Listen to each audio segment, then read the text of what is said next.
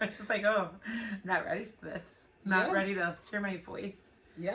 Did you want to do your little merp thing? Merp. Did you like the bloopers? Yeah, it was funny. It made me laugh. Let's start this. Okay. 3. It's always like counting it down is always a... There. Welcome to the 4th episode of Couch Time with Kayla. Here I brought my friend Cara with me to talk a little bit about how to find the right therapist and maybe even when to leave the one that's not the best fit for you. And so Cara has had some of her experiences, and I've been very vocal about the fact that I've had multiple therapists as well. And it's something important for us to talk about, especially on this series of what is therapy like. Sometimes finding a new therapist is a part of the therapy process. So I will let you introduce yourself. Just throw it over to you. Yeah. I'm Cara, and I've known Kayla since I was a junior in college, and she was a sophomore. And yeah, we would have like Tuesday lunches. Yes. I'd eat gyros. You'd usually have your chicken melts. Chicken melt. Yeah. Loved those Tuesdays. Yes, absolutely. Okay, and so you've been in therapy before, is that? Yeah? Yeah, okay. So I've been in therapy for, I think, like 5 years now, 4 years now. Has it been? I feel like I remember when you first started too. So, I know. Wow, that's crazy, yeah. Yeah, so I first started because I felt like I just needed an outlet. Before I officially started seeing a therapist, my only other experience with therapy was seeing a sports psychologist when I was playing basketball in college. And looking back, I wish I would have gone to therapy and a sports psychologist, because when I went to the sports psychologist, I felt like it was just like tending to like the athlete part of me instead of just like showing up as Cara. So now if I could have changed it, I wish I would have like partnered both of those.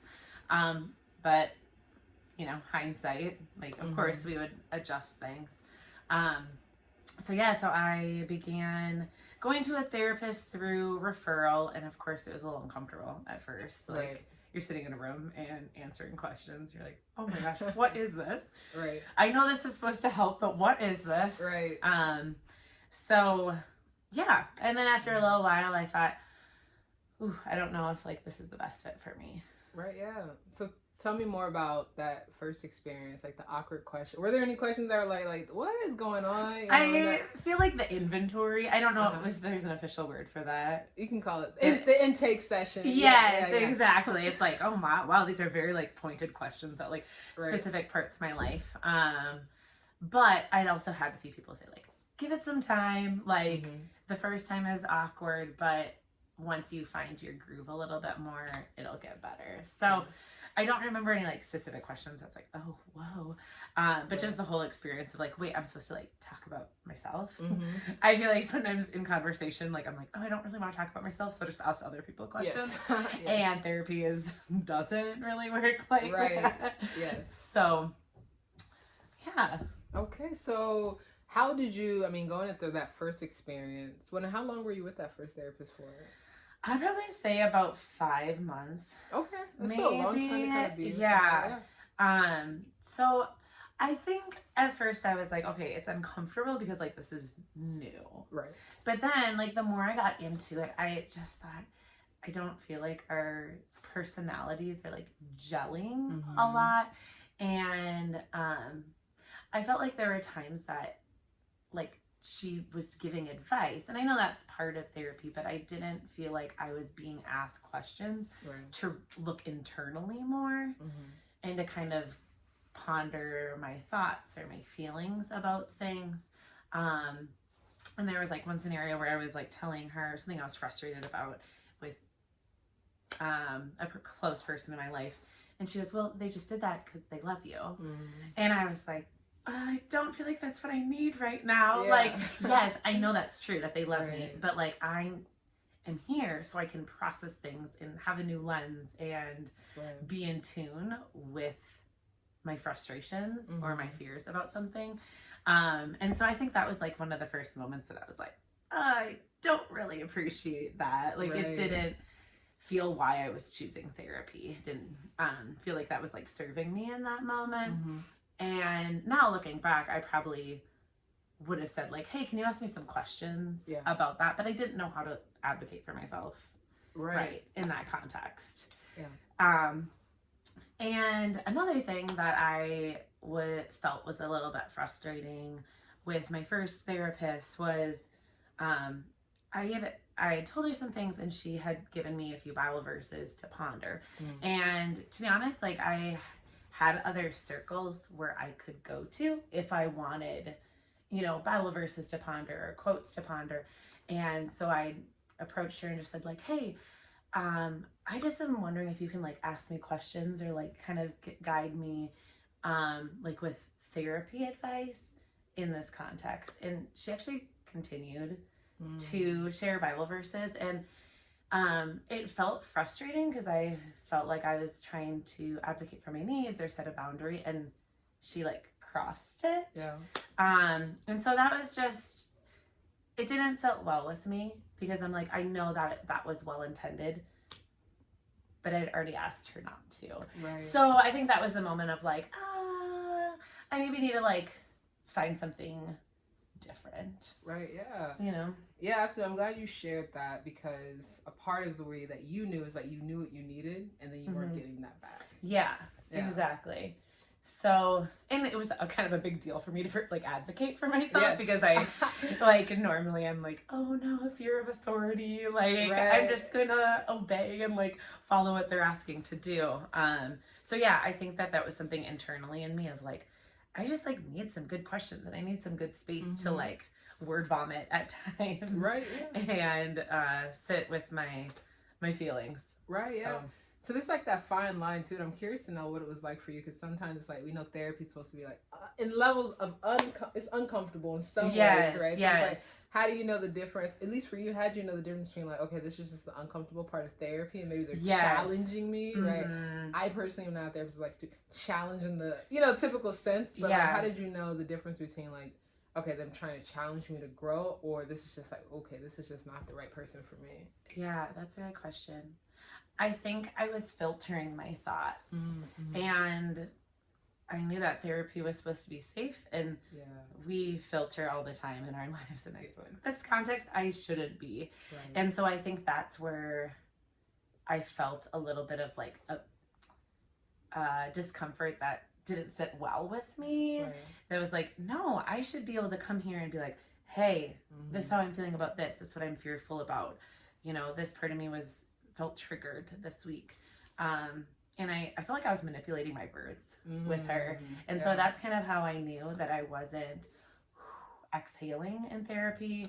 But rather it was just like another form of like people pleasing. Like, well, I think this is what she might want to hear. Or like, this is how she's expecting me to answer the question. So this is how I should answer it. And I wasn't believing that like therapy was for me and for my healing and for my journey. Gotcha. Yeah, you couldn't be your full self like in therapy. I'm glad you recognize that, because sometimes people just keep going through it, but you're like, no, this is not what therapy is supposed to be like.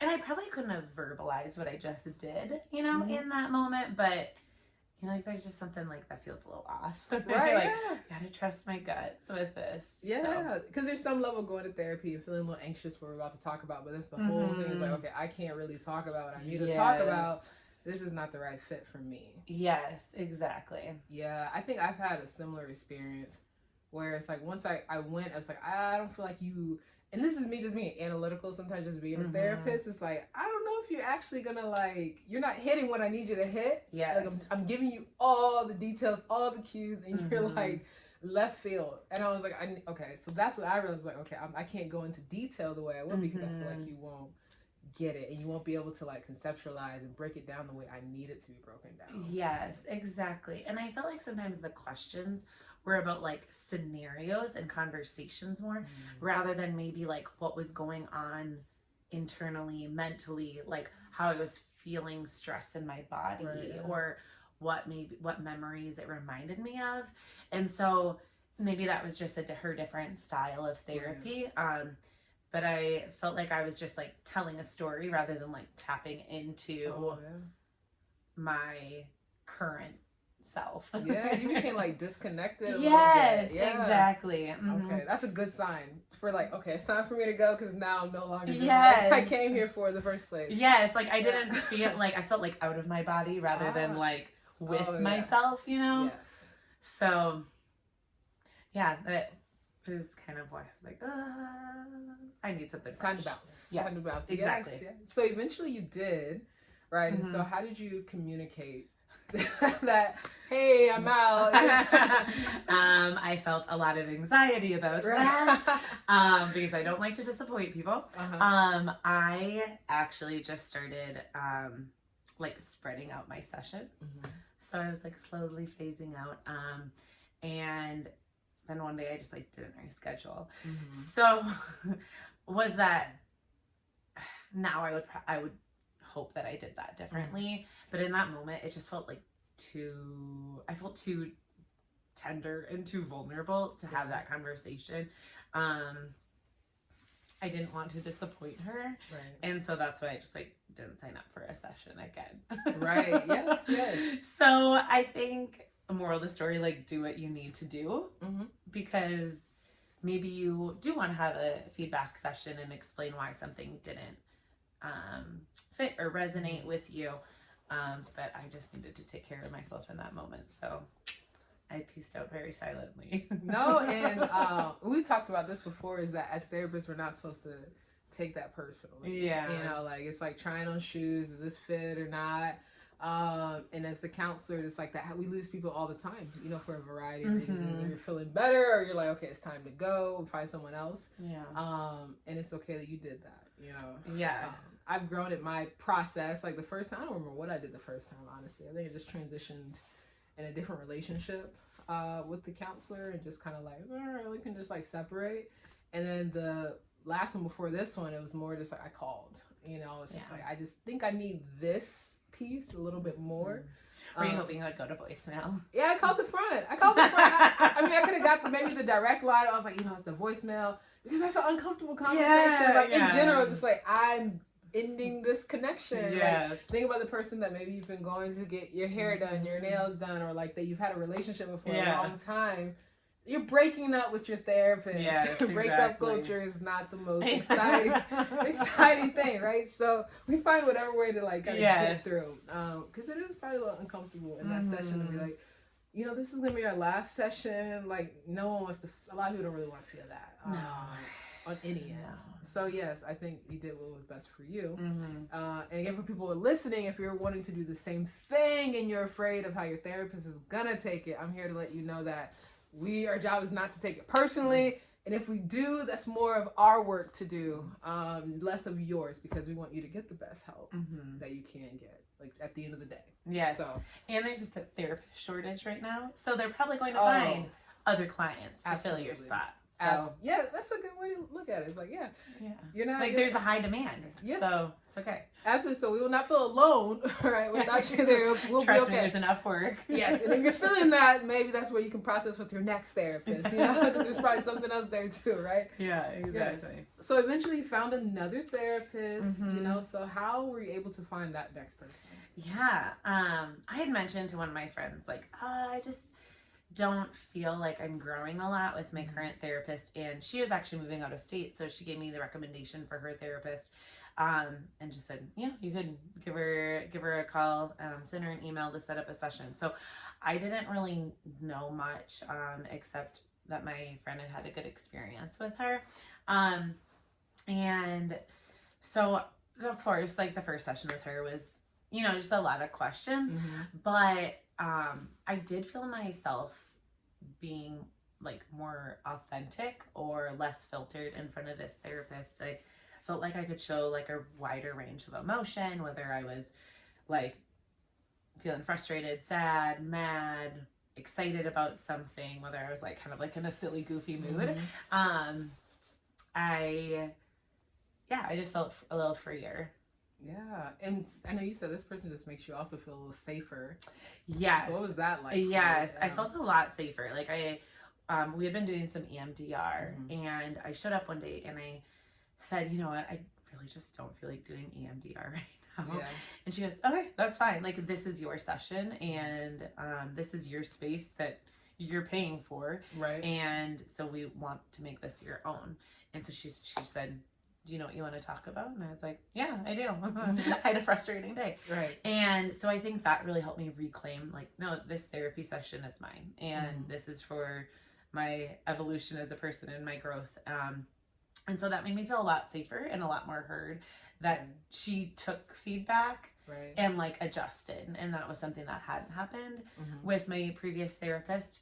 And so the other things that I really appreciate with my current therapist is that we do like a lot of inner child work. So if I'm sad or hurt about something, you know, she'll talk about like young Cara, and like that's so helpful because I can kind of see like, oh, whoa, I really felt like lonely there, or I felt, you know, just those like inner child wounds of like, oh, wow, that really has shaped how I view some things. Whether in a healthy way or an unhealthy way. So that has been really helpful. I think she's also just given me good tools if I feel triggered. I think she really taps into like, okay, where are you feeling stress right now? You know, like where is it living in your body? And I think that has been helpful because sometimes I think my brain sometimes will just go, like you just go really fast with all sorts of thoughts rather than like slowing down and being like, oh, like, am I tense somewhere? Like, do I have a headache? Do I have a stomach ache? Like, how are those connected with my mental health? And so that has just been really, really good and helpful to become more attuned to those things. Right, yeah. And so I'm curious. One, I'm very happy to hear you have this space. Right? Like I said, it sounds like a very dope therapist. So you changed to this next therapist, right? And after coming out of an experience with, you know, a therapist where you communicated your needs and maybe they were dismissed or not, you weren't listened to as often, how are you able to shift to that next therapist to get those needs met? Because that can be really intimidating and worrisome after coming after that experience. I feel like the biggest reasons is like she didn't, like this new therapist didn't share any context with me and wasn't connected to my last therapist at all. Like they weren't in the same office. And so I think I felt a little bit of safety of like, well, she's not trying to protect anyone else in my life. You know, I'm not trying to save face of anyone or any situation in my life. And so I think that confidentiality piece, like, gave me a little burst of courage to be like, well, last experience wasn't the greatest, so if this one's not the greatest, like I know I can handle that. But I think I was like more excited to be like, well, maybe this will be a better fit. Like I felt a little bit hopeful in the fact of like, I know I need therapy right now, and I know I need this space. So even if there's a few waves along the way, I'm going to like continue forward. Yeah. So you lean into the fact that you know that this is the best for you. Yeah. Regardless. Okay. So I hope to those that are listening, if you've had that scary experience of like, okay, I don't know if I can do therapy again, it's the fact that you have some goals that you need to work through. Because healing is like necessary and possible for everyone to have some of it. And so you kind of leaned into that for yourself. Yeah, like I knew I just needed to prioritize myself, and I knew I needed spaces. And I know we've talked about this, like sometimes I think I grew up with the concept of like, oh, if you have a good group of friends, like you don't need therapy. Like if you have a, you know, good support group, like that's where you can be authentic. But like your friends don't always have the capacity to hear everything heavy. I'm not trained. Like I can't be a therapist for a friend, you know, and even though you're a therapist, like you shouldn't be a therapist for a friend either, right? Like boundaries. Exactly. And so I think I was like, man, I do have some really good friendships and good healthy friendships where I feel seen and heard, but I just knew I needed like the next step of like an hour that's just for me. So I think I continued forward because I knew I needed to process through things, and I knew I needed to heal, and I knew I needed to continually grow. Right, yeah. And I'll add to that for me too, because I went through, like I said, 4. And I left, which we talk about in another the next episode is like how to know when it's time to leave therapy. So kind of hit on it there. But for me, why I kept going back, even if the experience was like a little off or things changed, is I got tired of dealing with it by myself, right? And even though I had, like you said, people around me that could, it's just like there's so much going on in my head, and there's so much that's like getting activated within you. By the time you process it, like you're processing the most immediate thing. There's been like so much that had happened, and I realized I was like, okay, I'm so tired of carrying this. And talking about it with your friends, right, is helpful because you're just talking about it. Yes. But that's why friends aren't therapy, because you still carry whatever you're talking about. It's like that momentarily release and comfort. Yes. But when you leave, it's still bothering me. It's still there. Exactly. And so I knew I needed a space to like actually let go of things that were like hurting me. And I couldn't do that individually anymore. Yeah. I think I can therapize myself, right? Yes. But no, you just need a space. Yeah, exactly. Yeah. Like, I need to be asked good questions. Like, yes. And one day I was crying, and normally when I'm crying, I just want to start talking, so I stop crying, you know? And my therapist said, no, Cara, like, I need you to stay in these tears right now. We don't need to talk, just stay in the tears. Yeah. Like, you know, and after a little while, she said, well, what was that like for you? And so I think, too, to kind of get me out of my head has been like a helpful step in therapy to be like, oh, my sadness is living here right now.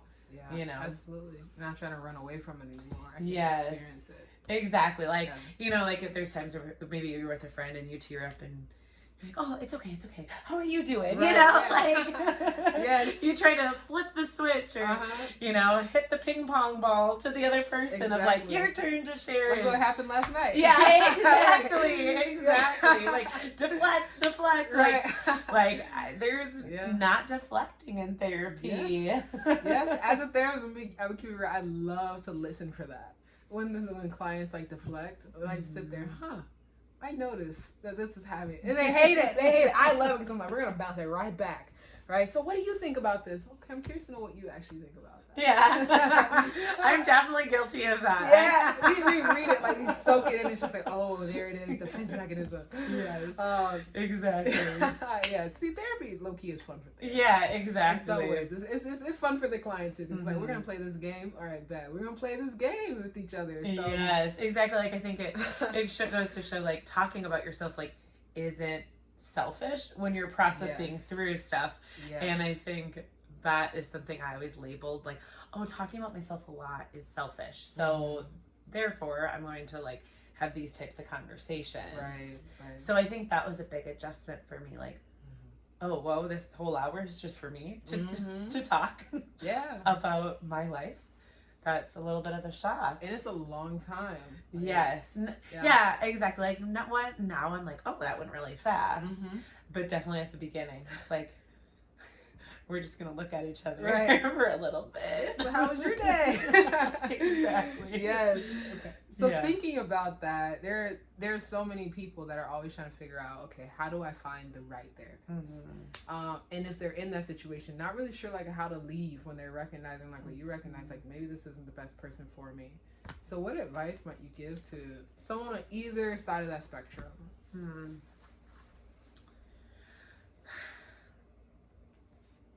I feel like the first thing I would say is like, take care of yourself, you know, and really ask yourself, like, why am I feeling hesitant about my interactions with my therapist? Like, I think it's easy to dismiss our thoughts or our initial feelings at times, but like, there might be a reason.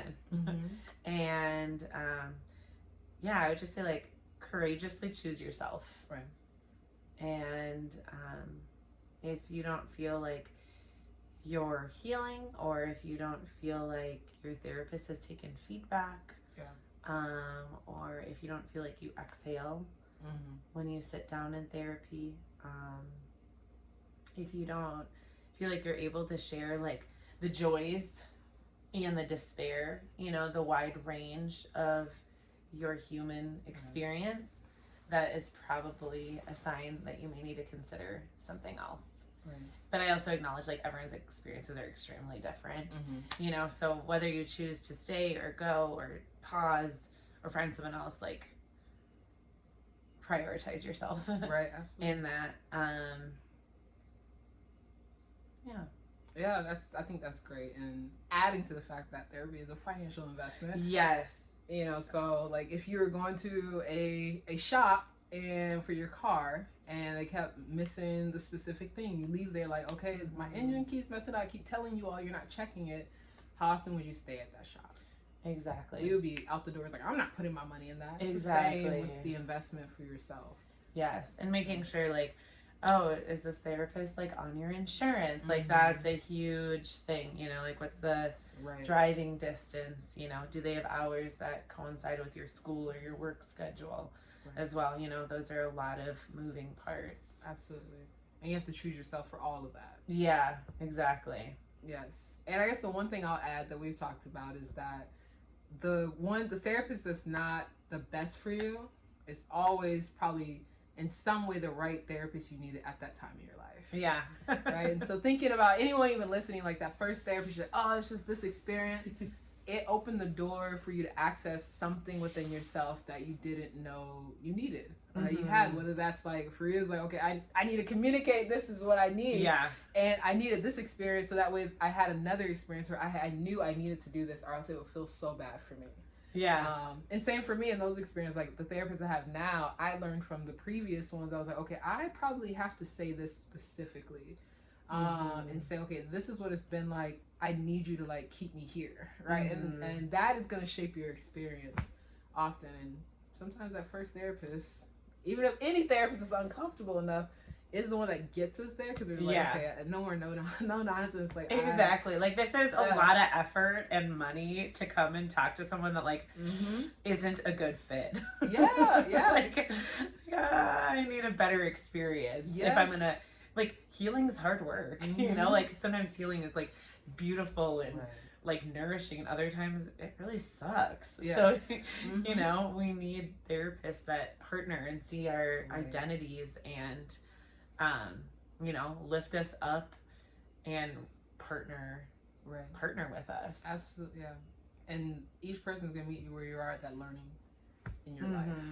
And so for me, like there were some times where I was like, okay, I knew at this part of my life I needed a Black woman therapist. And then I sort of was like, oh, at this part of my life I definitely need a therapist that knows a lot about LGBTQ experiences and all that. Although I wish I could find those two together. Like that's sometimes you know, rare. In my experience, but like just knowing where you're at that time of life is what you need. And I've had even some of my friends that were Black, was like, I felt like I couldn't go to a Black therapist at this time because of this aspect, which is a whole nother topic, but that happens, you know. And so if someone is just knowing like what you need for yourself, and have no shame in that. Yeah, exactly. So yes, well, Cara, I'm so happy to have you on the couch. They don't know what it took to get us on this couch, you know. But yes, but I love it, and you've dropped a lot of gems. This is a very important topic because people don't know how to find that person, or even like if they're in front of them, don't know if this is the person. So I love how you spoke, not just on like, oh, these credentials. Of course, you want to make sure the person's licensed and they have all that, you know, blah blah blah, those pieces. But that experience of therapy. And what it should feel like for someone, I think is crucial. Yeah. And therapists, I hope therapists tune in. It's like, this is what you want your people to feel in your session. So thank you. Yeah, thanks for having me. Of course. And the next one, you know, now we're talking about finding the person. The next one is going to be focused on how to know like when to bounce and what healing feels like. So hope you enjoy the Couch Time with Kayla series, and have a good day, night, morning, whatever time of day it is for you.